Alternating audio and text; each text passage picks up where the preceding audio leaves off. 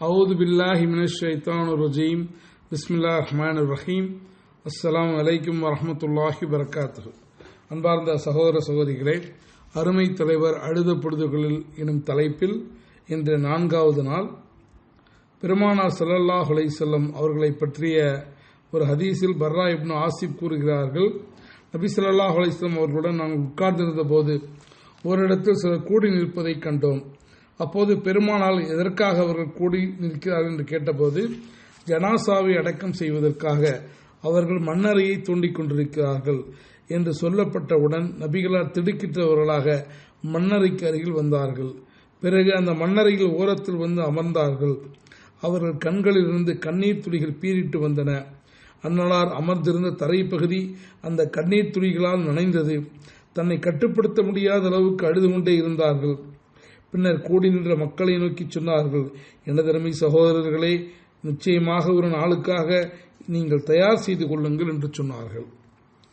வேகமாக பறந்து செல்லும் வாழ்நாட்கள், வேகமாக நம்மை மன்னரை நோக்கி இழுத்துச் செல்லும் வானங்கள் என்ற எண்ணம் எத்தனை பேருக்கு நம்மில் இருக்கிறது. நாம் விடும் ஒவ்வொரு மூச்சும் நமக்காக தயார் செய்யப்படும் மன்னரையை நோக்கித்தான் நம்மை கடத்திச் செல்கின்றன. அது குறித்து எந்த உணர்வும் இல்லாமல் நாம் நாட்களை கடத்தி கொண்டிருக்கிறோம். அது பேராபத்து என்பதனால்தான் பெருமானார் அதை குறித்து அழுததோடு நமக்கு எச்சரிக்கையும் கொடுத்தார்கள். மண்ணறையில் வைக்கப்படும் ஒவ்வொரு மனிதரிடமும் அந்த மண்ணறை இவ்வாறு பேசும், ஆதத்தின் மகனே, உனக்கு நாசம். என்னை குறித்து எப்படி அலட்சியமாக இருந்தாய். நான் ஒரு சோதனை கூடம், காரிருள் நிறைந்த இடம், தனிமையின் வீடு, விஷஜந்துக்கள் நிறைந்த இடம் என்பதை நீ அறிந்திருக்கவில்லையா என்பதாக மன்னரை கேட்குமா. இன்றைய அவசர உலகில் மன்னரையை குறித்து மட்டுமல்ல, சக மனிதனை குறித்து கூட சிந்திப்பதற்கு நமக்கு இன்றைக்கு நேரமில்லை. ஆனால் பெருமானார் அவர்கள் சொன்னார்கள், மன்னரையில் வைத்தவுடன் ஒவ்வொரு ஜனாசாவையும் அது இறுக்கி நெருக்கும் என்று சொன்னார்கள்.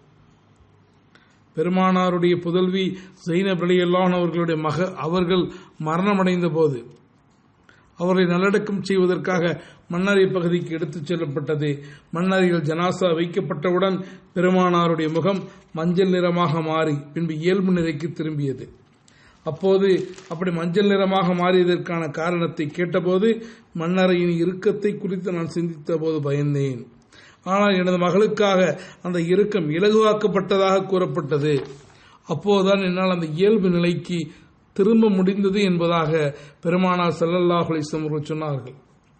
அது மட்டுமல்ல, நபி ஸல்லல்லாஹு அலைஹி வஸல்லம் கூறியதாக இப்னு உமர் ரலியல்லாஹு அன்ஹு அவர்கள் சொன்னார்கள், யாருடைய மரணத்திற்காக அல்லாஹ்வுடைய அரியணை குலுங்கியதோ, யாருடைய மரணத்துக்காக வானத்தின் வாசல்கள் திறக்கப்பட்டதோ, யாருடைய ஜனாசா தொழுகையில் 70,000 மாணவர்கள் கலந்து கொண்டார்களோ, அவரை அடக்கம் செய்த போது மன்னரை பயங்கரமாக அவர் இறுக்கியது, பின்னர் விசாலமானது.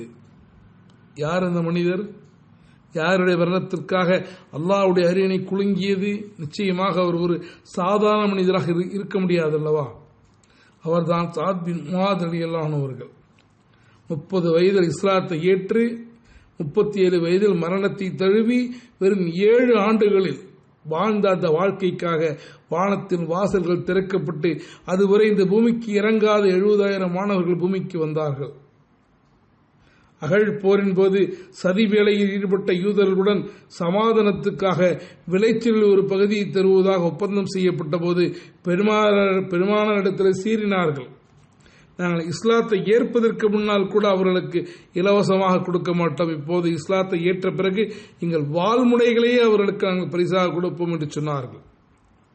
பனு குறைலா போரின் போது யூதர்களுக்கு எதிராக ஸஅத் ரலியல்லாஹு அன்ஹு கொடுத்த தீர்ப்பை கேட்ட நபிகளார் கூறினார்கள், சகதே, 7 வானங்களுக்கு மேலிருந்து இறைவன் தீர்ப்பை வழங்கினால் எந்த தீர்ப்பை வழங்குவானோ அந்த தீர்ப்பை நீங்கள் வழங்கி இருக்கிறீர்கள்.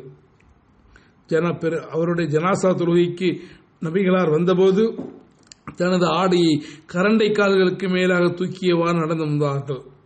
அதை குறித்து கேட்டபோது, நான் எவ்வாறு நடந்து வருவேன், பள்ளிவாசல் முழுவதும் வானவர்கள் அல்லவா நிறைந்திருந்தார்கள் என்று சொன்னார்கள்.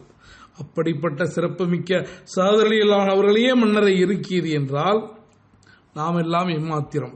அதனால்தான் எனதருமை சகோதரர்களே, இதுபோன்ற ஒரு நாளுக்காக உங்களை நீங்களே தயார் செய்து கொள்ளுங்கள் என்று பெருமானார் ஸல்லல்லாஹு அலைஹி வஸல்லம் அவர்கள் அழுத வண்ணம் கூறினார்கள். மன்னரை வேதனை என்பது ஒரு மாபெரும் அபாயகரமான நிகழ்வு. முன்பின் பாவங்கள் மன்னிக்கப்பட்ட நமது அருமை தலைவர் அவர்களே மன்னரையின் வேதனை குறித்து அழுதிருக்கிறார்கள் என்றால் நாமெல்லாம் எம்மாத்திரம். அதனால்தான் ஒவ்வொரு தொழுகையுடைய அத்திஹாத்தின் போது அந்த மன்னருடைய வேதனையிலிருந்து பாதுகாப்பு கோருமாறு இஸ்லாம் நமக்கு கட்டளையிட்டிருக்கின்றது.